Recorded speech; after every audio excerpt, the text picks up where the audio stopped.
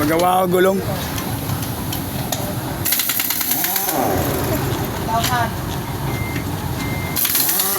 Lahat yung chassis. Baka magkapiyaya ko. Para ready na.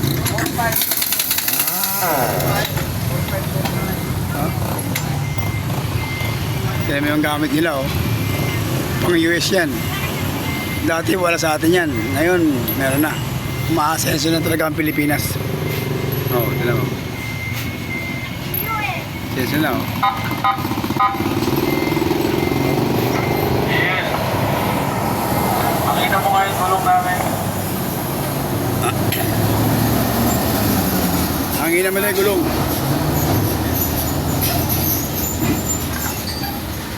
Nakita mo yung tulong. Nakapag pa dito yan. Bayad ka.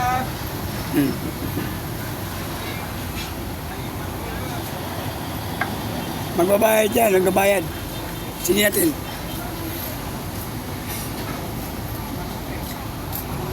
Singilin mo na, magbabayad yan. O, diba? Pang US to eh. Pang US, oh.